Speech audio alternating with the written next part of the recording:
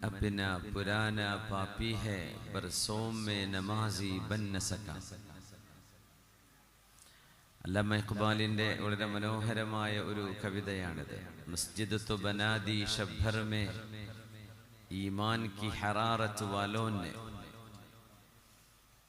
इसका माना ये रहा, ईमान की हरारत वालों ने जद्दोजहद करके एक ही रात में एक मस्जिद की बनावट मुकम्मल कर दी.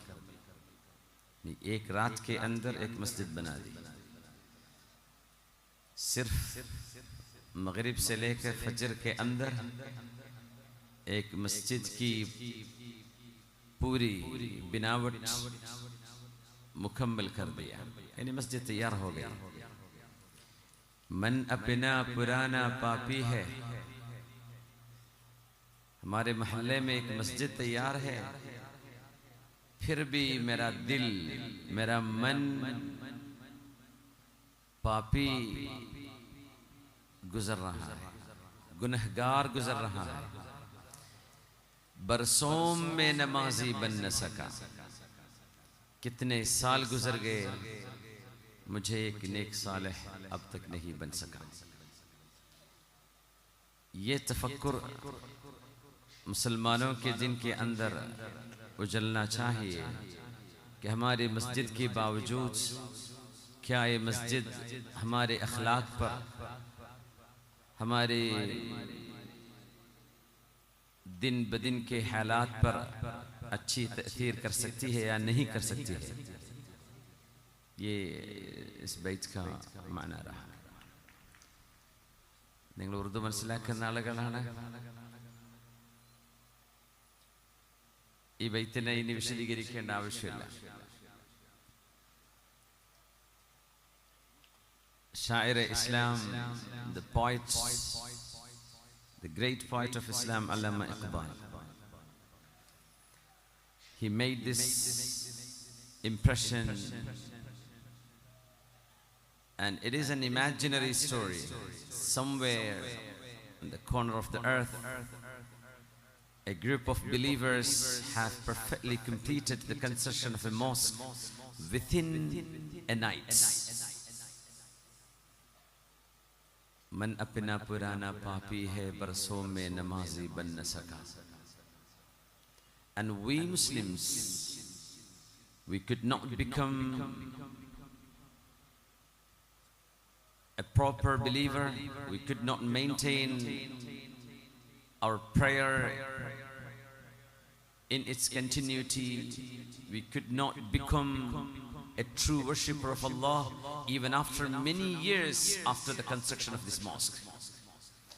And this is an imaginary reflection of the conditions of people, whether we have madrasas or mosques or Islamic education, or what message these institutions have to impart upon our lives. Allahu നമ്മുടെ ഈ മസ്ജിദ് അത് ഉൾക്കൊള്ളുന്ന ആശയം, അത് ഉൾക്കൊള്ളുന്ന സിദ്ധാന്തം, അത് ഉൾക്കൊള്ളുന്ന തർബിയത്തിന്റെ, തസ്കിയത്തിന്റെ, ആത്മസംസ്കരണത്തിന്റെ ആ വഴികളെ ശരിക്കും ഉൾക്കൊണ്ടുകൊണ്ട് അള്ളാഹുവിന്റെ തൃപ്തിക്കനുസരിച്ച് അലങ്കരിക്കേണ്ടതുണ്ട്. മസ്ജിദ് അലങ്കൃതമാകുന്ന പോലെ നമ്മുടെ ഹൃദയങ്ങളും ഈമാൻ കൊണ്ട് അലങ്കൃതമാവണം. അള്ളാഹു അനുഗ്രഹിക്കട്ടെ. ആമീൻ യാ റബ്ബൽ ആലമീൻ. അബൂ മുസൽ അശ്അരി റളിയല്ലാഹു അൻഹുവിന്റെ മകൻ മദീനയിലെത്തി. എത്യോപ്യക്കാരുമായി കുറച്ചു കാലം ജീവിച്ചപ്പോ വിളക്കുകൾ ഉണ്ടാക്കുന്ന ഈ ലൈറ്റ് ഡെക്കറേഷൻ ചെയ്യാൻ കഴിയുന്ന ഒരു സ്കിൽ അദ്ദേഹത്തിന്റെ മഹാനായ സ്വഹാബി അബൂ മുസൽ അശ്അരി തങ്ങളുടെ മകൻ പഠിക്കുകയും അങ്ങനെ മദീനയിലേക്ക് വരികയും മദീനയിലെ പരിശുദ്ധമായ ഹബീബിന്റെ മസ്ജിദ്, മസ്ജിദി ഹാദ, എൻ്റെ ഈ മസ്ജിദ് എന്ന് പറഞ്ഞ് ശറഅ അംഗീകരിച്ചിരിക്കുന്നു എന്നത് തന്നെയാണ് ഇതിനർത്ഥം. പക്ഷെ അത് മാത്രം ഒതുങ്ങരുത്. ഇത് നമ്മുടെ ആശയം, നമ്മുടെ ദീൻ, നമ്മുടെ വിശ്വാസം, നമ്മുടെ ഈമാൻ എല്ലാമാണ്. ഒരുപാട് സജ്ജനങ്ങളെ കണ്ടുമുട്ടാനുള്ള അവസരം അള്ളാഹു നമുക്കിതിലൂടെ നൽകും. മസ്ജിദിലൂടെ കയറിയിറങ്ങുന്നവർ, ഈ പരിപാടിക്ക് ഇവിടെ വന്നിരിക്കുന്ന നിങ്ങളെല്ലാവരും, നിങ്ങളൊന്നും മോഹിച്ചുകൊണ്ടല്ല ഇവിടെ ഇരിക്കുന്നത്, അല്ലാഹുവിന്റെ പ്രീതി മാത്രമാണ്. അതുകൊണ്ട് അസ്സുഹ്ബത്തു സ്വാലിഹ, സജ്ജനങ്ങളുടെ കൂടെയാവുക എന്നത് ഈ ലോകത്തും നാളെ ഖബറിലും പരലോകത്തും നമുക്ക് അനിവാര്യമാണ്. അല്ലാഹു സജ്ജനങ്ങളുടെ സുഹ്ബത്ത് കൊണ്ട് അല്ലാഹു നമ്മൾ അനുഗ്രഹിക്കട്ടെ. ആമീൻ. സ്വഹാബികൾ ചോദിച്ചു, യാ റസൂലല്ലാഹ്, അല്ലാഹുവിന്റെ റസൂലേ, ഞങ്ങൾ ഖബറിൽ പോയി കിടക്കുമ്പോൾ ഞങ്ങളുടെ അരികത്ത് കിടക്കുന്ന ഖബറാളി ഒരു സ്വാലിഹായ മനുഷ്യനാവണമെന്ന് നിർബന്ധമുണ്ടോ നബിയെ? അല്ലെങ്കിൽ വല്ല പ്രശ്നവുമുണ്ടോ എന്ന് ചോദിക്കുകയാണ്. ഹബീബായ നബി തങ്ങൾ തിരിച്ചു ചോദിച്ചു, അറഅയ്തും, നിങ്ങൾ എന്നോട് പറഞ്ഞു തരൂ, നിങ്ങൾ ഭൂമിയിൽ ജീവിക്കുമ്പോൾ നിങ്ങളുടെ അയൽപക്കത്തൊരു നല്ല മനുഷ്യൻ ജീവിക്കുന്നതും ഒരു ചീത്ത മനുഷ്യൻ നിങ്ങളുടെ വീടിനരികിൽ ജീവിക്കുന്നതും ഒരുപോലെയാണോ? അവർ പറഞ്ഞു, അല്ല. അല്ലേ, good neighbours can have good impacts on us, and it's a blessing. And in contrary, if you have a bad someone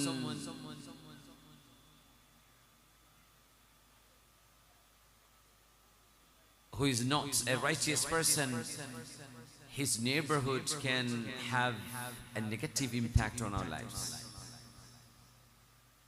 നമ്മുടെ അയൽവാസി നല്ലവരാണെങ്കിൽ നമുക്കതുകൊണ്ട് നന്മയുണ്ട്, അനുഗ്രഹമുണ്ട്. ചീത്തയാണെങ്കിൽ ആ ദുഷിച്ച ശുഅ്മ് നമ്മുടെ ജീവിതത്തിലേക്ക് വരും. തങ്ങൾ പറഞ്ഞു, എന്നാൽ ഖബറിലും അങ്ങനെയാണ്. നിങ്ങളുടെ തൊട്ടരികത്ത് കിടക്കുന്ന മനുഷ്യൻ സ്വാലിഹാണെങ്കിൽ ആ മനുഷ്യന്റെ ഖബറിന്റെ സുഗന്ധം നിങ്ങൾക്ക് ലഭിച്ചുകൊണ്ടിരിക്കും. തൊട്ടരികത്ത് കിടക്കുന്ന മനുഷ്യൻ അദാബ് അനുഭവിക്കുന്ന ആളാണെങ്കിൽ ആ അദാബിന്റെ ആർപ്പുവിളിയുടെയും തീജ്വാലകളുടെ ചൂടും അതിന്റെ പരിസരങ്ങളിലുള്ള ആളുകൾക്ക് അറിയാൻ കഴിയും. അറിയുന്നത് പോലും അസുഖകരമാണല്ലോ. അതുകൊണ്ട് തൊട്ടരികത്ത് വന്ന് കിടക്കുന്ന ആൾ സ്വാലിഹായി കിട്ടാൻ അല്ലാഹുവിനോട് ദുആയിരക്കണമെന്ന് ഹബീബായ റസൂലുള്ളാഹി സ്വല്ലല്ലാഹു അലൈഹി വസല്ലം. അതുകൊണ്ടാണ് സജ്ജനങ്ങളായിരിക്കണം നമ്മുടെ സഹവർത്തിത്വം എന്ന് പറയുന്നത്. അൽമർഉ അലാ ദീനി ഖലീലിഹി ഫൽയൻദുർ അഹദുകും മൻ യുഖാലിൽ. ഒരു മനുഷ്യന്റെ ദീനീ ബോധം അളക്കപ്പെടുന്നത് ആ മനുഷ്യൻ ആരുടെ കൂടെ നടക്കുന്നു എന്ന് നോക്കിയിട്ടാണ്.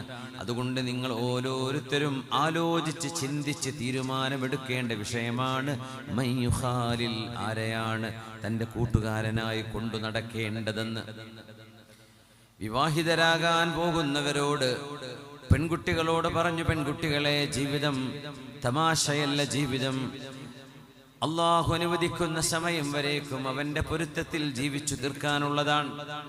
അതുകൊണ്ട് ഇദാ അതാകും മൻ തർലൗന ദീനഹു വഖുലുഖഹു ഫസവ്വിജൂഹു ഇല്ലാ തകുൻ ഫിത്നതുൻ ഫിൽ അർളി വഫസാദുൻ അരീദ്. രക്ഷിതാക്കളോട് പറഞ്ഞു, നിങ്ങൾക്ക് പ്രായപൂർത്തിയെത്തിയ മക്കളുണ്ടെങ്കിൽ, പെൺമക്കളുണ്ടെങ്കിൽ, നിങ്ങളുടെ പെൺമക്കളെ നിങ്ങൾക്ക് വിവാഹം ചെയ്തയക്കണമെന്നുണ്ടെങ്കിൽ ഇദാ അതാകും, നിങ്ങളുടെ പുതിയാപ്പിള ആരായിരിക്കണം, നിങ്ങളുടെ സണ്ണില്ലോ ആരായിരിക്കണം. പുണ്യ ഹബീബ് പറഞ്ഞു സ്വല്ലല്ലാഹു അലൈഹി വസല്ലം, നമുക്കൊരുപാട് ക്രൈറ്റീരിയൻ ഉണ്ടായിരിക്കുമെന്ന്. അവൻ്റെ വിദേശത്തെ ജോലിയാണോ, ഗവൺമെന്റ് ജോലിയാണോ, നാട്ടിലാണോ, പുറത്താണോ, എത്രയാ ആനുവൽ ഇൻകം, എത്രയാണ് മന്ത്ലി ഇൻകം, ഇങ്ങനെ തുടങ്ങി ഓരോരോ കാര്യങ്ങൾ നമ്മളിങ്ങനെ ഡീറ്റെയിൽസുകളിലൂടെ കടന്നു പോകും. അതിനിപ്പുറത്ത് ആ പുതിയാപ്പിളയാകാൻ പോകുന്ന ചെറുപ്പക്കാരന്റെ ദീൻ, അവന്റെ മതബോധം, അവന്റെ അറിവ്, അവന്റെ ജ്ഞാനം, അവന്റെ ദീനീ പരിജ്ഞാനം, ഇതൊന്നും നമ്മൾ കാണുക സാധ്യമാകുന്നില്ല. അതുകൊണ്ട് ഹബീബ് പറഞ്ഞു, ഇദാ അതാകും, നിങ്ങളുടെ പെൺകുട്ടികൾക്ക് അനുയോജ്യരായ ഇണകളായി വരുന്ന ചെറുപ്പക്കാരൻ, ദീനഹു വഖുലുഖഹു, അവന്റെ ദീനും അവന്റെ സ്വഭാവവും നിങ്ങൾക്ക് ഇഷ്ടമാവുകയാണെങ്കിൽ ഫസവ്വിജൂഹു,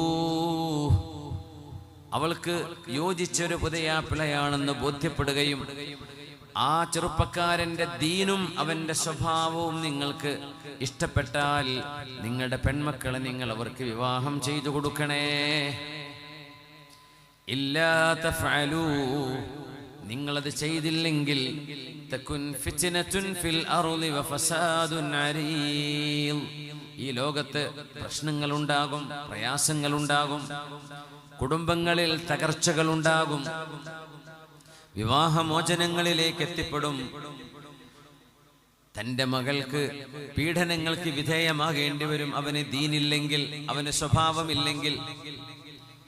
ഇപ്പുറത്ത് പുതിയാപ്പിളമാരോട് പറഞ്ഞു, ചെറുപ്പക്കാരോട്, നിങ്ങൾ ഒരു ഇണയെ, ഒരു പെണ്ണിനെ നിങ്ങളുടെ ജീവിതത്തിലേക്ക് ക്ഷണിക്കുന്നുണ്ടെങ്കിൽ നിങ്ങൾ ചില മാനദണ്ഡങ്ങൾ നോക്കണം. തുൻകഹുൽ മർഅതു ലിഅർബഇൻ, 4 സവിശേഷ ഗുണങ്ങൾ നോക്കിയിട്ട് ഒരു പെൺകുട്ടിക്ക് വിവാഹം നൽകപ്പെടുന്നുണ്ട്, വിവാഹിതയാകുന്നുണ്ട്. ഒന്നിലി മാലിഹ, ആ പെൺകുട്ടിയുടെ സാമ്പത്തികമായ ചുറ്റുപാട് കൊണ്ട് അവൾക്ക് വിവാഹം വരും. വലിഹസബിഹ, അവളുടെ തറവാടിന് വേണ്ടി. വലിജമാലിഹ, അവളുടെ കുടുംബം കഴിഞ്ഞ് പിന്നെ അവളുടെ സൗന്ദര്യം. പിന്നെ പറഞ്ഞു വലിദീനിഹ, അവളുടെ മതബോധം. സമ്പത്ത്, കുടുംബമഹിമ, തറവാടിന്റെ പൊലിമ, അവളുടെ സൗന്ദര്യം, അവളുടെ ദീനീബോധം. ഈ 4 ഗുണങ്ങൾക്ക് വിവാഹം ചെയ്യപ്പെടാറുണ്ട്.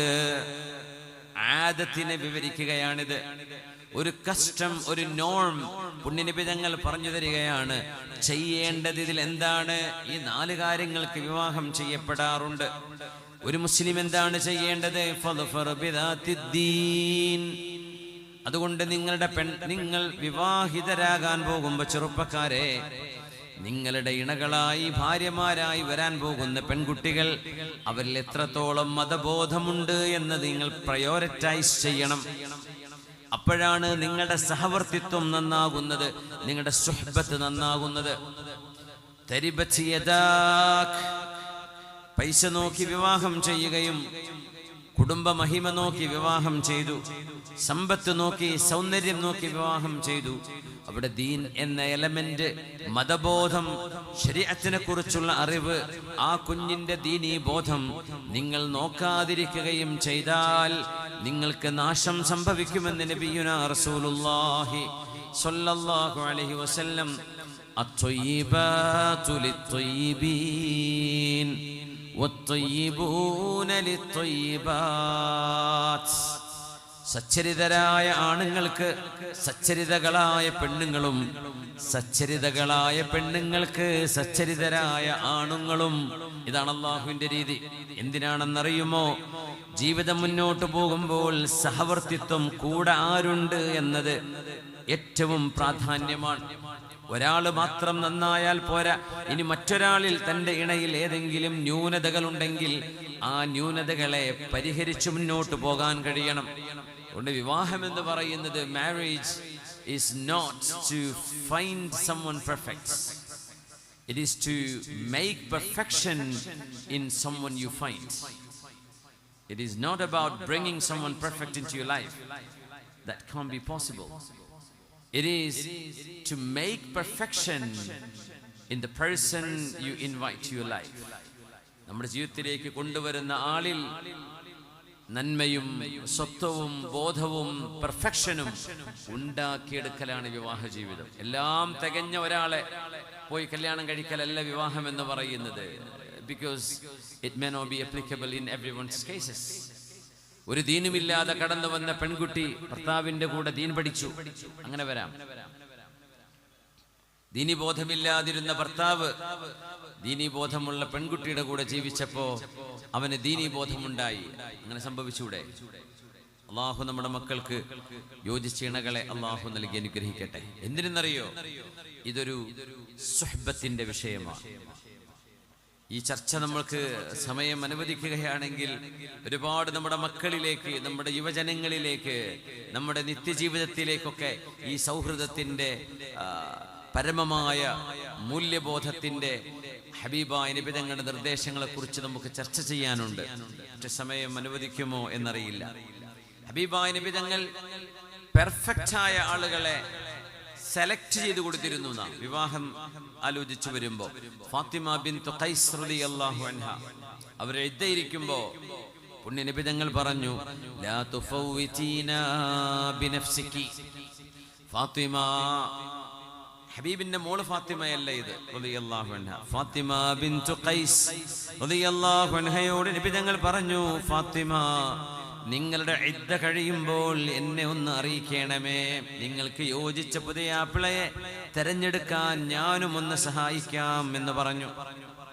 ഭർത്താവ് മരണപ്പെട്ടു, ഇദ്ദ കഴിഞ്ഞു, 4 മാസത്തെ ഇദ്ദ കഴിഞ്ഞ് ഹബീബാ നബി തങ്ങളോട് വന്ന് പറഞ്ഞു. ഹബീബാ നബി തങ്ങളോട് ചോദിച്ചു, നബിയെ, എന്റെ ഇദ്ദ കഴിഞ്ഞു, അങ്ങനോട് പറഞ്ഞിരുന്നുവല്ലോ ഇദ്ദ കഴിഞ്ഞാൽ എന്നെ അറിയിക്കണമെന്ന്. ഹൽ അർറദ അഹദുൻ, ഫാത്തിമ ബിൻതു ഖൈസേ, നിങ്ങളെ വിവാഹം ചെയ്യാൻ ആരെങ്കിലും മുന്നോട്ട് വന്നോ? ഏതെങ്കിലും ആളുകൾ പ്രപ്പോസലുമായി വന്നോ എന്ന് ചോദിച്ചു. റളിയല്ലാഹു അൻഹു പറഞ്ഞു, നബിയേ, മുആവിയ വ അബുൽ ജഹം, അബുൽ ജഹമും മുആവിയയും എൻ്റെ അരികത്തേക്ക് വന്നു. റളിയല്ലാഹു അൻഹുമാ, രണ്ടുപേരും വിവാഹ ആലോചനയുമായി വന്നു. ഫാത്തിമ ബിൻതു ഖൈസേ, നിങ്ങളെ ഞാൻ വിവാഹം ചെയ്തോട്ടെ എന്ന്. അല്ലാഹുവിൻ്റെ റസൂൽ പറഞ്ഞു, അമ്മാ മുആവിയ ഫസ്അലൂകുൻ ലാ യംലികു ശൈആ. സമ്പത്ത് നോക്കുന്നത് വിരോധമല്ല, സമ്പത്ത് നോക്കേണ്ടിടത്ത് നോക്കേണ്ടതുണ്ട് എന്ന് നബി തങ്ങൾ പറയാൻ. മുആവിയ എന്ന് പറഞ്ഞ ചെറുപ്പക്കാരൻ ഫസ്അലൂകുൻ, അയാൾ ഫഖീറാണ്, മിസ്കീനാണ്. ലാ യംലികു ശൈആ, ഒന്നും കയ്യിലില്ല. നിങ്ങളെ പരിചരിക്കാനും നിങ്ങളെ നോക്കി വളർത്താനും നിങ്ങൾക്ക് സംരക്ഷണം നൽകാനും ഫാത്തിമ ബിൻതു ഖൈസേ മുആവിയക്ക് കഴിയില്ല. ലാ യംലികു ശൈ, he has nothing, he has no money, he is poor. അദ്ദേഹം പാവപ്പെട്ട മനുഷ്യനാണ്. അത് വേണ്ട ഫാത്തിമ. അങ്ങനെ ജീവിതത്തിൽ സൗകര്യത്തിലും റാഹത്തിലും ജീവിച്ചൊരു പെൺകുട്ടി അതിലേറെ പ്രയാസമുള്ള ഒരു വീട്ടിലേക്ക് ചെല്ലുമ്പോൾ അത് പ്രയാസകരമായി തോന്നും. പിന്നെ അബുൽ ജഹം, വഅമ്മാ അബുൽ ജഹമി, അബുൽ ജഹം എന്ന് പറയുന്ന മനുഷ്യൻ ഫലാ യദഉ അസ്വാഹു അൻ ആതിഖിഹി, അദ്ദേഹം തോളിൽ വടിവെച്ച് നടക്കുന്ന ആളാണ്, എപ്പോഴും അടിക്കുന്ന സ്വഭാവമുള്ള ആളാണ്. അങ്ങനെ പരുക്ക സ്വഭാവമുള്ള, വിദ്യാഭ്യാസമില്ലാത്ത, കൾച്ചറില്ലാത്ത അബുൽ ജഹമിന്റെ കൂടെയും വേണ്ട ഫാത്തിമ. നിങ്ങൾക്ക് അബുൽ ജഹമും മുആവിയയും നിങ്ങൾക്ക് യോജിച്ചവരല്ല. നിങ്ങൾക്ക് യോജിച്ച പുതിയാപ്പിളയെ ഞാൻ നിങ്ങൾക്ക് പറഞ്ഞു തരാം. വലാകിൻ അൻകിഹി ഉസാമത ബിൻ സൈദിൻ, സൈദ് ബിൻ ഹാരിഥ റളിയല്ലാഹു അൻഹുവിന്റെ മകൻ ഉസാമ റളിയല്ലാഹു അൻഹുവിനെ നിങ്ങൾക്ക് വിവാഹം ചെയ്തുകൂടെ? സമ്പത്തുണ്ട്, ദീനുണ്ട്, സൗന്ദര്യമുണ്ട്, ഭാര്യയെ അടിക്കുന്ന ആളല്ല, ദേഷ്യക്കാരനല്ല, സൽസ്വഭാവിയാണ് എന്ന് മഹാനായ ഉസാമ റളിയല്ലാഹു അൻഹു. ശരീരം കറുത്ത മനുഷ്യനായിരുന്നു ഉസാമ തങ്ങള്, നല്ല കറുപ്പ് നിറമാണ്. വാപ്പയാണെങ്കിലോ യൂറോപ്യരെ പോലെ വെളുത്ത മനുഷ്യനാണ് സയ്യിദ് ഇബ്നു ഹാരിഥ തങ്ങള്. പക്ഷെ മകൻ ഉസാമ തങ്ങള് കറുകറുത്ത മോനായിരുന്നു. പക്ഷെ നബി തങ്ങൾക്ക് വലിയ ഇഷ്ടമായിരുന്നു. പുണ്യനബി തങ്ങൾ ഇഷ്ടപ്പെട്ട സ്വഹാബി എന്ന ഹിബ്ബു റസൂലില്ല, ഹബീബിന്റെ ഇഷ്ടപ്പെട്ട സ്വഹാബി എന്ന ഉസാമ തങ്ങൾ അറിയപ്പെടുക. ആ ഉസാമയെ, എല്ലാ ഗുണഗണങ്ങളും ഒരുമിച്ച് ചേർന്ന ഉസാമയെ ഫാത്തിമ ബിൻതു ഖൈസേ നിങ്ങൾക്ക് വിവാഹം ചെയ്തുകൂടെ എന്ന് മഹാനായ റസൂലുള്ളാഹി സ്വല്ലല്ലാഹു അലൈഹി വസല്ലം തങ്ങൾ പറഞ്ഞു കൊടുത്തു. ഈ ഉസാമ തങ്ങളുടെ വാപ്പയായ സയ്യിദ് ഇബ്നു ഹാരിഥ റളിയല്ലാഹു അൻഹുവിന് ഒരു പെണ്ണിനെ തരപ്പെടുത്തി കൊടുത്തതും നബി തങ്ങൾ തന്നെയാണ്. ഉമ്മു ഐമൻ ബറഖ ബീവിയെ റളിയല്ലാഹു അൻഹയെ സയ്യിദ് ഇബ്നു ഹാരിഥ തങ്ങളെ കൊണ്ട് വിവാഹം ചെയ്യിച്ചതും ഹബീബാ നബി തങ്ങൾ തന്നെയായിരുന്നു. യോജിച്ച ആളുകൾക്ക് ലഭിക്കുമ്പോൾ അവിടെ ഉണ്ടാകുന്ന കുടുംബ ബന്ധങ്ങളിൽ ആ നന്മ കാണാൻ കഴിയും. അവരുടെ പെരുമാറ്റങ്ങളിൽ നല്ല സ്വഭാവ മഹിമ കാണാൻ കഴിയും. അവരുടെ ഇടപെടലുകളിൽ ആശ്വാസവും സമാധാനവും അനുഭവിക്കാൻ കഴിയും. അതുകൊണ്ടാണ് അല്ലാഹുവിന്റെ ഹബീബ് പറഞ്ഞത്, അദ്ദുന്യാ മതാഅ് വഖൈറു മതാഇഹാ അസ്സൗജതു സ്സാലിഹാ. This world is full of commodities. This world is full of commodities. ഒരുപാട് വിഭവങ്ങൾ, ഒരുപാട് വിലപ്പെട്ട സാധനങ്ങളുള്ള ലോകമാണിത്. എന്നാൽ ഈ വിലപ്പെട്ടവയിൽ ഏതാണ് മോസ്റ്റ് എക്സ്പെൻസീവ് എന്നറിയോ? ഏതാണ് മോസ്റ്റ് ബ്യൂട്ടിഫുൾ എന്നറിയോ? വഖൈറു മതാഇഹ, നിങ്ങൾക്ക് ഈ ലോകത്ത് നല്ല വീടുണ്ടാക്കാം, വാഹനമുണ്ടാക്കാം, ജോലി കിട്ടാം, കച്ചവടമാകാം, നിങ്ങളുടെ സോഷ്യൽ സ്റ്റാറ്റസ് ആകാം, അധികാരമാകാം. ഇതൊക്കെ ഉണ്ടെങ്കിലും ഈ ലോകത്തെ ഏറ്റവും വലിയ സൗഭാഗ്യം എന്താണെന്ന് പുണ്യ റസൂൽ പഠിപ്പിച്ചു സ്വല്ലല്ലാഹു അലൈഹി വസല്ലം. നിങ്ങൾക്ക് വാഹനം ഇല്ലാണ്ടിരിക്കാം, ഒരു മുന്തിയ വാഹനമോ ഒരു ബ്രാൻഡ് വാല്യൂ ഉള്ള ഒരു കാറോ ഒന്നുമല്ല നിങ്ങൾ ഡ്രൈവ് ചെയ്യുന്നത്, ഒരു കുഴപ്പമില്ല. നിങ്ങളുടെ കീശയിൽ കുറെ പൈസയൊന്നുമില്ല, ജീവിച്ച് തട്ടിമുട്ടി പോകുന്നു, അത്രേ ഉള്ളൂ. എന്നാലൊന്നും നിങ്ങൾക്ക് നഷ്ടം വരുന്നില്ല. നിങ്ങളുടെ കൂടെ അസ്സൗജത്തു സ്വാലിഹ, അള്ളാഹുവിനെ ഭയപ്പെടുന്ന ഒരു പെണ്ണ്, ഒരു ഭാര്യ നിങ്ങൾക്കുണ്ടെങ്കിൽ ഈ ലോകത്തെ ഏറ്റവും വലിയ സമ്പാദ്യം ആ ഭാര്യയാണെന്ന് പഠിപ്പിച്ചു മുഹമ്മദ് റസൂലുള്ളാഹി സ്വല്ലല്ലാഹു അലൈഹി വസല്ലം.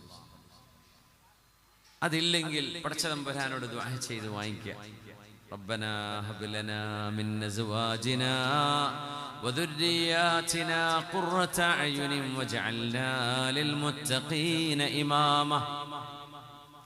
ഓ അല്ലാഹ്, ഹബ് ലനാ മിൻ അസ്വാജിനാ, give us out of your bounty, ഞങ്ങൾക്ക് വെറുതെ ഓശാരമായി താ പടച്ചവനെ.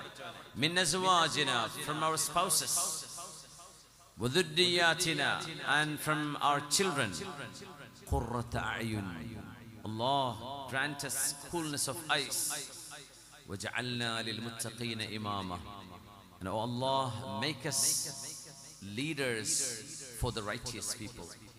നല്ലവരായ മനുഷ്യർക്ക് മുമ്പിൽ നിൽക്കാൻ പറ്റുന്ന ഇമാമുകളാക്കി ഞങ്ങളെ മാറ്റിത്തരയണമേ.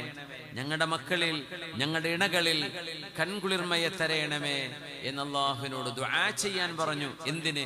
നമ്മുടെ ജീവിതത്തിൽ സുഹ്ബത്തു സ്വാലിഹ, സജ്ജനങ്ങളായി ജീവിക്കാൻ കഴിയുന്ന സൗഭാഗ്യം ഉണ്ടാകാൻ. ബിസ്മില്ലാഹിർ റഹ്മാനിർ റഹീം. والذين يقولون ربنا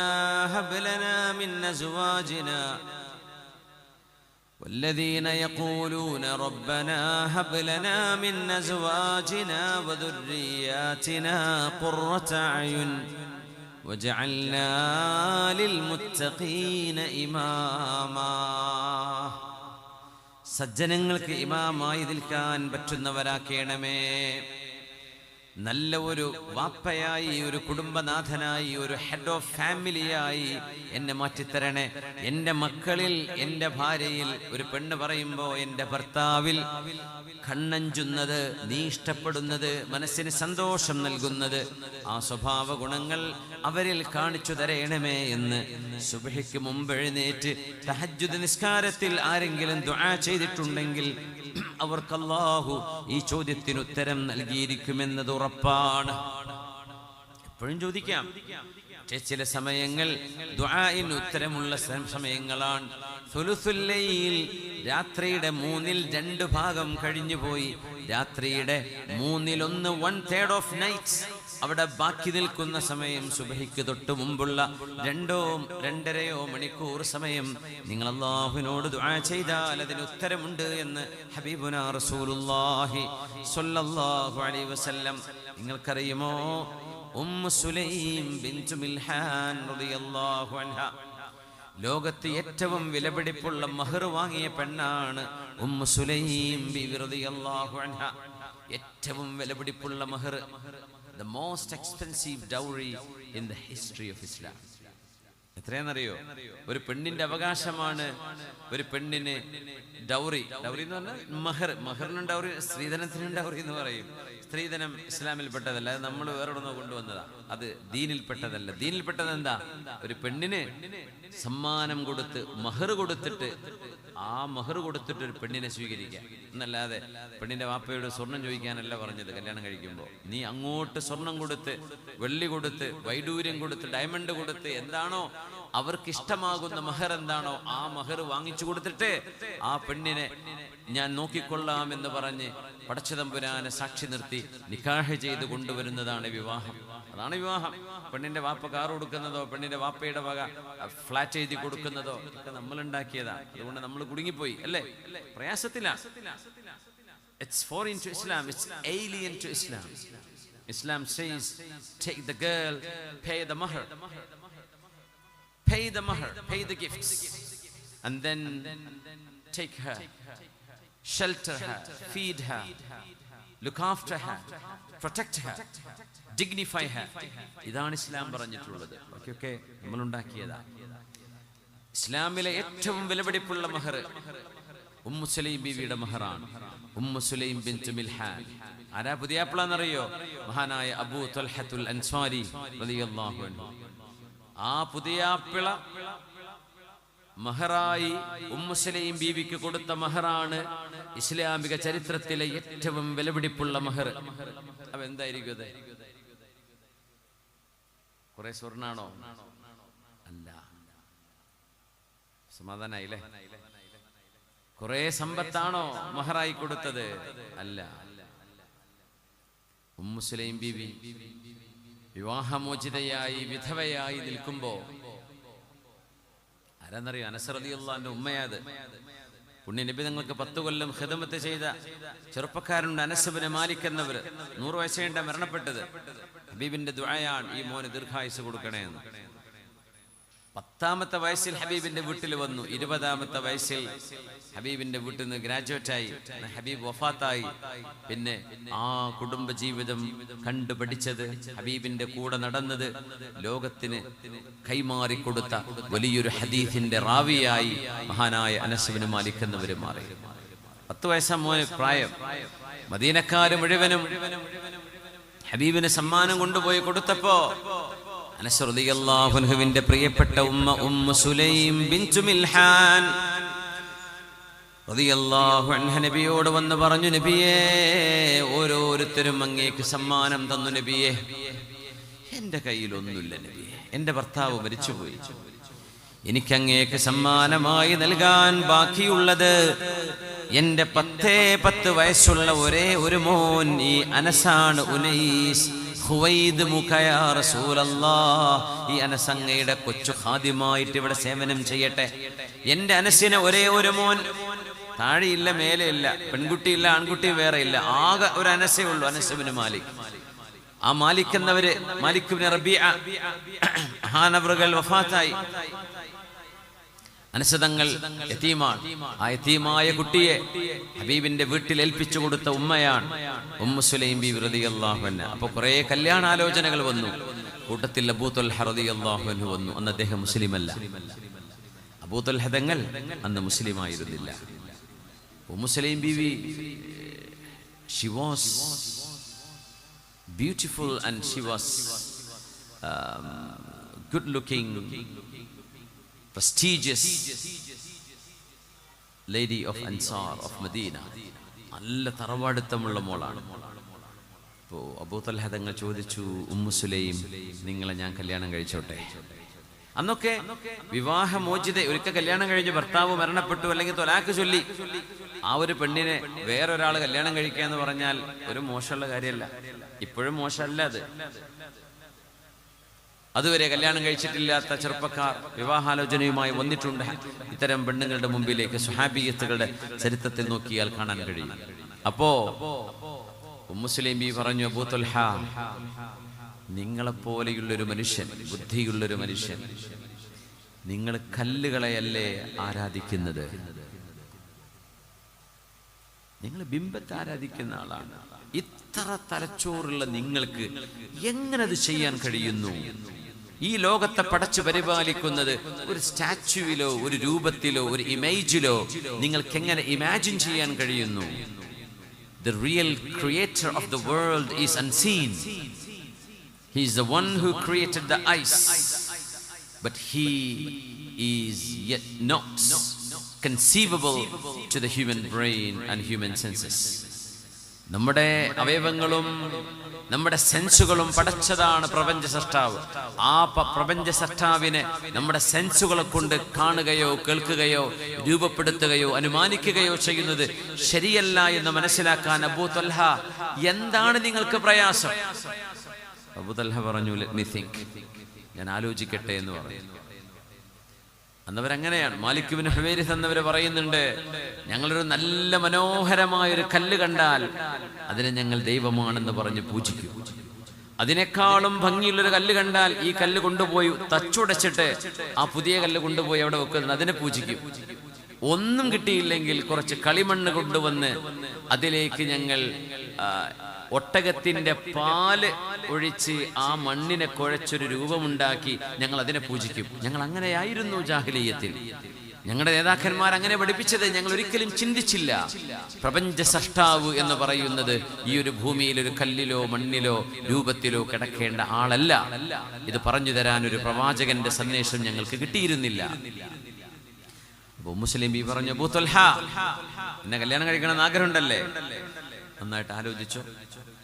ഈ പ്രപഞ്ചത്തിന്റെ സൃഷ്ടാവ് ഏകനാണെന്നും മുഹമ്മദ് നബിയുടെ his marvelous miracles, his personality, his honesty, his trustworthiness, his spirituality, if you like, if you admire, and if you tend to believe in him and the one God, one and only God, then that is my dowry, that is my mahr.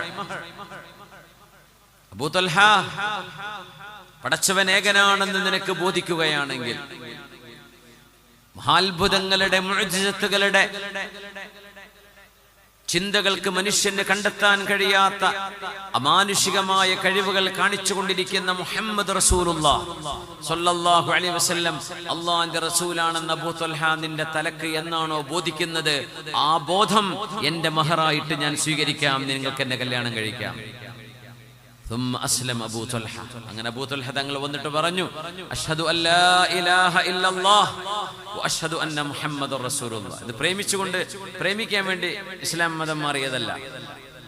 Abu Talha തങ്ങൾ പറഞ്ഞു, under no compulsion I declare, under no prompts, no provocation,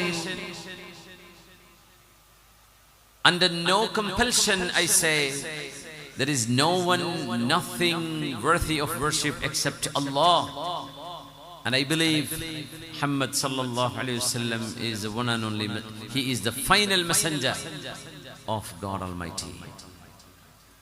Muslim B പറഞ്ഞു, അബൂ ത്വൽഹ, നിങ്ങളുടെ ഈ ഷഹാദത്ത് ഞാൻ എൻ്റെ മഹറായി സ്വീകരിക്കുകയാണ്. അങ്ങനെ വിവാഹ ജീവിതത്തിലേക്ക് കടന്നു വന്ന ഈ രണ്ടു പേർക്ക് 10 മക്കളുണ്ടായി. അതിൽ 5 പേർ സ്വഹാബികളാണ്, 5 പേർ താബിഉകളാണ്. പക്ഷേ ഈ 10 പേരും ഖുർആൻ ഹിഫ്ള് ചെയ്ത ഹാഫിളീങ്ങളും അലിമീങ്ങളുമായിരുന്നു.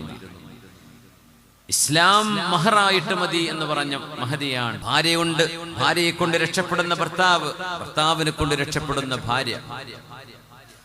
സ്വഹാബിയായ അബൂ ദർദാ റളിയല്ലാഹു അൻഹു മദീനയിൽ നിന്ന് അവസാനകാലം ഷാമിലേക്ക്, സിറിയയിലേക്ക് പോയി. ജീവിതത്തിന്റെ അവസാനകാലം സിറിയയിൽ താമസിച്ച അബൂ ദർദാ റളിയല്ലാഹു അൻഹു അവരുടെ ഭാര്യയാണ് ഉമ്മു ദർദാ. ദർദാഇന്റെ ഉപ്പ എന്നും ദർദാഇന്റെ ഉമ്മ എന്നുമാണ് ആ വാക്കിന്റെ അർത്ഥം. ഉമ്മു ദർദാ റളിയല്ലാഹു അൻഹ ഇവിടെയുണ്ട്. മഹാനായ അബൂ ദർദാ റളിയല്ലാഹു അൻഹു രണ്ടുപേരും അത്രമേൽ യോജിച്ച സ്പൗസസ്, അത്രമേൽ വളരെ മനപ്പൊരുത്തമുള്ള ഭാര്യ ഭർത്താക്കന്മാർ. അബൂ ദർദാ തങ്ങള് ഹബീബിനെ വല്ലാതെ സ്നേഹിച്ച സ്വഹാബിയാണ്. സ്വഹാബി താബിഈങ്ങളൊക്കെ പിൻഗാമികളായ ആളുകൾ, the generation after Sahaba, we call them താബിഈൻ. അവര് വന്നിട്ട് നബി തങ്ങളുടെ കാലത്തെ കഥകളൊക്കെ ചോദിക്കുമ്പോ അബൂ ദർദാ തങ്ങൾ കൗതുകത്തോടെ, out of curiosity, out of intensive happiness, മഹാനവറുകളെ ചരിത്രങ്ങൾ ഇങ്ങനെ പറഞ്ഞു കൊടുക്കും. എന്നിട്ട് പറയും, ഞാൻ റസൂലുള്ളാഹിനെ കണ്ടിട്ടുണ്ട് എന്ന് പറയും. ഞാൻ 2 കണ്ണുകളുടെ ഒരു സൗഭാഗ്യമേ. മഹാന്റെ നെറ്റിയിൽ ഇങ്ങനെ ഉമ്മ വെക്കും താബിഈങ്ങൾ വന്നിട്ട്, ഹബീബിനെ കാണാൻ പറ്റാത്ത താബിഈങ്ങൾ. അതാണ് അബൂ ദർദാ തങ്ങൾ. അബൂ ദർദാ റളിയല്ലാഹു അൻഹു വഫാത്തായതിനു ശേഷം മഹദിയായ ഉമ്മു ദർദാ ബീവി റളിയല്ലാഹു അൻഹ താബിഈങ്ങളായ മഹാന്മാരായ പണ്ഡിതന്മാരുടെ ഗുരുനാഥയാണ്, ഉസ്താദത്താണ്. എത്രയോ താബിഈങ്ങൾക്ക് ഇൽമ പഠിപ്പിച്ച മഹദിയാണ് ഉമ്മു ദർദാ റളിയല്ലാഹു അൻഹ. എവിടെന്നാണ് ഉമ്മു ദർദാ ബീവി ഇത് പഠിച്ചത് എന്നറിയോ? തന്റെ ഭർത്താവായ ഹബീബിന്റെ സ്വഹാബിയായ അബൂ ദർദാ റളിയല്ലാഹു അൻഹുവിൽ നിന്ന്. ഷാമുകാര്, ഇന്നത്തെ സിറിയക്കാർ, അവർക്കെങ്കിലും എപ്പോഴെങ്കിലും ഇദാ ഖസത് ഖുലൂബ് അഹ്ലി ശാം, സ്വഹാബികളെല്ലാം വഫാത്തായി കഴിഞ്ഞ് താബിഈങ്ങളുടെ കാലം, എണ്ണപ്പെട്ട സ്വഹാബിമാർ അവിടെ ഇവിടെ ജീവിക്കുന്നു എന്നറിയപ്പെട്ട കാലം, സ്വഹാബിമാർ ഒരുപാട് പേര് വഫാത്തായി കഴിഞ്ഞ സമയം, ഏതാനും വിരലെണ്ണാവുന്ന ആളുകൾ മാത്രം ബാക്കിയിരിക്കെ ഷാമുകാരുടെ മനസ്സിന് എപ്പോഴെങ്കിലും ഒരു കാഠിന്യം തോന്നിയാൽ, ഇബാദത്ത് ചെയ്യാനും നിസ്കരിക്കാനും ഒരു മടി തോന്നുകയാണെങ്കിൽ, എപ്പോഴെങ്കിലും ഒരു മനസ്സിനൊരു റാഹത്തില്ലാതെ വന്നാൽ അവർ ചെയ്യുന്ന പണി എന്താണെന്നറിയുമോ? അവർക്ക് മക്കയിലേക്ക് വരാൻ പ്രയാസമുണ്ട്, ഒരുപാട് ദൂരം വരണം. മദീനയിലേക്ക് വരാൻ ഒരുപാട് ദൂരമുണ്ട്. ഷാമിലാണ് സംഭവം. അതുകൊണ്ട് അവര് പറയും ഇദാ ഖസത് ഖുലൂബ് അഹ്ലി ശാം, ഷാമുകാരായ ആണുങ്ങളും പെണ്ണുങ്ങളും അവരുടെ മനസ്സിന് വേദനയോ മനസ്സിന് ദുഃഖഭാരമോ മനസ്സിന് കാഠിന്യമോ അവർക്ക് അനുഭവം തോന്നിയാൽ, അനുഭവിക്കുകയാണെങ്കിൽ, അചൗ ഇലാ ഉമ്മി ദർദാ ലിതലീന ഖുലൂബുഹും, മഹദിയായ ഉമ്മു ദർദാ റളിയല്ലാഹു അൻഹയുടെ വീട്ടിലേക്ക് പോകും. ഹിജാബിന്റെ മറവിൽ നിന്നുകൊണ്ട് താബിഈങ്ങൾ മഹദിയോട് ദുആയിരക്കാൻ വേണ്ടി പറയും, നസീഹത്ത് ചോദിക്കും, ഉപദേശം തരാൻ പറയും. പെണ്ണുങ്ങൾ മഹദിയുടെ റൂമിലേക്ക് കയറി ചെല്ലും. മഹദി റളിയല്ലാഹു അൻഹയുടെ കൈ പിടിച്ച് ദുആയിരപ്പിക്കും. ഉമ്മു ദർദാ ബീവി റളിയല്ലാഹു അൻഹ ഒരു വാക്ക് പറഞ്ഞാൽ പിന്നെ മാസങ്ങളോളം കൊണ്ട് നടക്കാനുള്ള ഊർജം മഹദിയിൽ നിന്ന് താബിഈകളായ മഹാന്മാരായ താബിഈകൾക്കും താബിഈയത്തുകളായ മഹദിമാർക്കും ലഭിക്കുമായിരുന്നു. അത്രമേൽ വൈജ്ഞാനിക വെളിച്ചമുണ്ടായിരുന്ന, ആത്മീയ പ്രഭയുണ്ടായിരുന്ന, റുഹാനിയായ നൂറുണ്ടായിരുന്ന മഹദിയാണ് അബൂ ദർദാ എന്ന സ്വഹാബിയുടെ ഭാര്യയായിരുന്ന ഉമ്മു ദർദാ റളിയല്ലാഹു അൻഹാ. നല്ലൊരു ഭർത്താവിന്റെ കൂടെ ജീവിച്ചപ്പോൾ കിട്ടിയ മഹത്വം, നല്ലൊരു ഭർത്താവിന്റെ കൂടെ ജീവിച്ചപ്പോൾ കിട്ടിയ അറിവ്, മഹദിയായ ആയിഷത്തു സിദ്ദീഖ റളിയല്ലാഹു അൻഹ ഹബീബിന്റെ കൂടെ ജീവിച്ചത് കേവലം 9 വർഷം മാത്രമാണ്. ആയിഷ ബീവിയുടെ കാലം, ഹബീബിന്റെ കൂടെ ജീവിച്ച കാലം 9 വർഷം മാത്രമാണ്. الطيبات للطيبين والطيبون للطيبات. ഈ ആയത്ത് ഇറങ്ങാൻ കാരണമായതുപോലും ആയിഷ ബീവിയെ കുറിച്ചാണ് റളിയല്ലാഹു അൻഹാ. ഒരിക്കലും ഒരാളും ചിന്തിക്കാൻ പാടില്ലാത്തത്, ഒരാളും ഹബീബിന്റെ ഭാര്യയെക്കുറിച്ച് പറയാൻ പാടില്ലാത്തത്, മദീനയിലെ കപടവിശ്വാസികളും മുനാഫിക്കുകളുമായ ഹിപ്രോക്രിറ്റുകൾ ഹബീബായ നബി തങ്ങളുടെ ഭാര്യയായ ആയിഷ ബീവിയെക്കുറിച്ച് പറഞ്ഞു പരത്തിയപ്പോൾ, സഫ്വാൻ ഇബ്നു മുഅത്തിൽ എന്ന് പറയുന്ന പാവമായ ഒരു സ്വഹാബിയുടെ പേരും പറഞ്ഞ് നിരപരാധിയായ സ്വഹാബി ആയിഷ ബീവി റളിയല്ലാഹു അൻഹയുടെ കൂടെ അതിരുവിട്ട ബന്ധമുണ്ടായിരുന്നു എന്ന് മഅദല്ലാഹ് പറഞ്ഞു പരത്തിയതിൽ പിറകെയാണ് സൂറത്തുൻ നൂറിലെ ആദ്യത്തെ 10-15ഓളം ആയത്തുകൾ ഇറങ്ങുന്നത്. ആ ആയത്തുകളിലൂടെ അല്ലാഹു ചോദിക്കുകയാണ്, എൻ്റെ റസൂൽ സ്വല്ലല്ലാഹു അലൈഹി വസല്ലം എൻ്റെ മെഹബൂബാണ്, എനിക്ക് ഏറ്റവും ഇഷ്ടപ്പെട്ടവരാണ്, ത്വയ്യിബാണ്, മഹത്വമുള്ളവരാണ്, ശ്രേഷ്ഠതയുള്ളവരാണ്, എൻ്റെ ഹബീബ് ശുദ്ധരാണ്. അത്വയ്യിബാതു ലിത്വയ്യിബീൻ, സച്ചരിതരായ പെണ്ണുങ്ങൾ സച്ചരിതരായ ആണുങ്ങൾക്കല്ലേ യോജിക്കുകയുള്ളൂ. വത്വയ്യിബൂന ലിത്വയ്യിബാത്ത്, സച്ചരിതരായ ആണുങ്ങൾ സച്ചരിതകളായ പെണ്ണുങ്ങൾക്കല്ലേ യോജിക്കുകയുള്ളൂ. സ്വാലിഹീങ്ങളായ ആണുങ്ങൾക്ക് എങ്ങനെയാണ് സ്വാലിഹത്തുകളല്ലാത്ത പെണ്ണുങ്ങൾക്ക് നമ്മൾ കൊടുക്കുന്നത്? അവർ യോജിക്കില്ലല്ലോ. കൊടുക്കാം, ചില പരീക്ഷണങ്ങളായി വരാനിടയുണ്ട്, സംഭവിച്ചിട്ടുമുണ്ട്. പക്ഷേ അവർക്ക് അത് യോജിക്കുന്നില്ലല്ലോ. യോജിപ്പ് എൻ്റെ റസൂല് ത്വയ്യിബാണെങ്കിൽ റസൂൽ തങ്ങളുടെ ഭാര്യയായ ആയിഷ ബീവി റളിയല്ലാഹു അൻഹ ത്വയ്യിബത്താവണമല്ലോ. ത്വയ്യിബത്തായ ആയിഷ ബീവിക്ക് ത്വയ്യിബായ എൻ്റെ റസൂൽ, ത്വയ്യിബായ എൻ്റെ റസൂലിന് ത്വയ്യിബത്തായ സച്ചരിതരായ ആയിഷ ബീവി, ഇതല്ലേ ശരി? അപ്പൊ പിന്നെ എങ്ങനെയാണ് ഒരു തെറ്റ് ചെയ്യുന്ന പെണ്ണിനെ, ഒരു പാപം ചെയ്ത പെണ്ണിനെ നിങ്ങൾ ഈ പറയുന്ന പോലെ ആരോപണ വിധേയമായ വിഷയം ശരിയാണെങ്കിൽ എൻ്റെ ശുദ്ധരായ പ്രവാചകന് ഭാര്യയായി ഞാൻ ആയിഷ ബീവിയെ കൊടുക്കുമോ? നിങ്ങൾക്ക് ചിന്തിച്ചുകൂടെ എന്ന് അല്ലാഹു ചോദിച്ചതാണ് ഈ ആയത്ത്. الطيبات للطيبين വത്വയ്യിബൂന ലിത്വയ്യിബാത്ത്.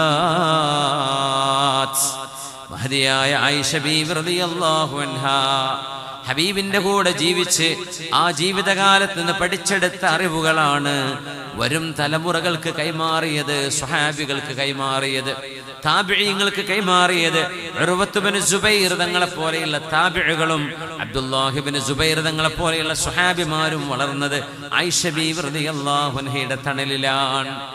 ഇബ്ൻ അബ്ബാസ് റളിയല്ലാഹു അൻഹുമ, അബ്ദുല്ലാഹി ഇബ്നു ഉമർ റളിയല്ലാഹു അൻഹുമ, മഹാനായ സയ്യിദ് ഇബ്നു സാബിത്ത് റളിയല്ലാഹു അൻഹു, അബ്ദുല്ലാഹി ഇബ്നു മസ്ഊദ് റളിയല്ലാഹു അൻഹു, മുആദ് ഇബ്നു ജബൽ റളിയല്ലാഹു അൻഹു, ഇവരുടെ അറിവുകളുടെ വലിയൊരു ഭാഗം അവർക്ക് ലഭിച്ചത് ആയിഷ ബീവി എന്ന മഹദിയിൽ നിന്നാണ്. ആ മഹദിക്ക് എവിടെ നിന്ന് കിട്ടി? ഹബീബായ റസൂലിൽ നിന്ന് സ്വല്ലല്ലാഹു അലൈഹി വസല്ലം. ആ കൂട്ടുകെട്ട്, ആ യോജിപ്പുള്ള രണ്ടാളുകളുടെ ഒരുമിച്ചുള്ള ജീവിതം, ആ ജീവിതം കൊണ്ട് ലോകത്ത് എത്ര മാറ്റങ്ങളുണ്ടായി. അതുകൊണ്ട് നമ്മുടെ സൗഹൃദ ബന്ധങ്ങൾ നമ്മൾ കെയർഫുൾ ആയിട്ട് ചൂസ് ചെയ്യണം. ആരാവണം നമ്മുടെ സൗഹൃദം, ആരാവണം നമ്മുടെ സുഹൃത്തെന്നത് തീരുമാനിക്കേണ്ട വിഷയമാണ്. മഹാനായ മൂസ നബി അലൈഹിസ്സലാം യൂഷഅ ബിൻ നൂൻ എന്ന് പറയുന്നൊരു ചെറുപ്പക്കാരനെ തന്റെ സഹയാത്രികനായി തെരഞ്ഞെടുത്തത് ഖുർആൻ പറയുന്നുണ്ട്. തഫ്സീറിലാണ് ആ